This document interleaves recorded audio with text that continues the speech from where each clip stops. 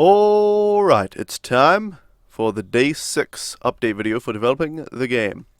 So, a decent amount has been done today. Not a huge amount, but a decent amount. So let's just go into the game to show you what has changed. So first of all, you see this chest here that I just put that there as a test. But we can walk up to it. As you can see, if we click from afar, it doesn't do anything. Walk up to it close enough and click it, it'll open, but no items drop out just now.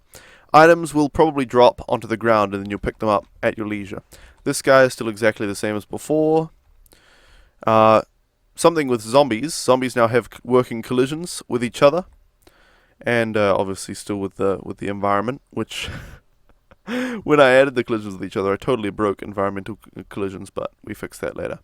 Anyway, I'll show you. If a zombie hits you, you take some damage and your character starts to turn red bit by bit, as you can see, and then obviously right here you'd be fully dead. We're probably going to have a more complicated damage display system later on, but for now that's fine, and you can modify HP with the, let me get the cursor off the guy, with the up and down arrow keys, and it reddens the player. Anyway, walk up to here, and there was a chest, we can open it, and down here is another chest. That was the whole idea of these little areas to begin with, was to have treasure being guarded by monsters in there. Anyway, we'll go along and around here. I'll just run through the enemies now because they'll die as soon as they hit you. That's strange. Huh. Well, that's a glitch. Is that just one enemy? Yeah, okay. They all just stopped moving. I guess because two were hitting each other. I don't know why they didn't die when I collided with them. Anyway, there are 3 chests down there because there was a huge number of enemies right there. I guess we'll have to fix that later, but that's fun. What a fun glitch. There's another chest down here that we can open and go down here. And now this is another thing I worked on today, making sure we understood how the code works and everything.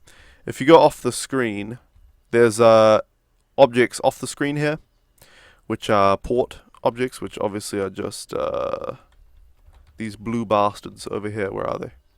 These ones? There's a bunch of those off the screen, you know, below where the screen ends. And you walk off the screen and you just come to the next part of the forest. It looks relatively natural, the transition, right? To the next room, and then the girl is here who you save, and she sucks you off, of course, as any self-respecting damsel in distress would when her savior arrives. And we can run back to the guy. And these are going to be persistent later. I guess I could do that with just a click of the button, but I just didn't realize that I need to do it. So yeah. Anyway, that's what we have for today. Thank you guys for watching, and thank you to everybody who hung out on the stream while I was developing it. And for those of you who want to see the next update video, I shall see you next time. Alright, that video is done. Now, continue the music, and let's play a game.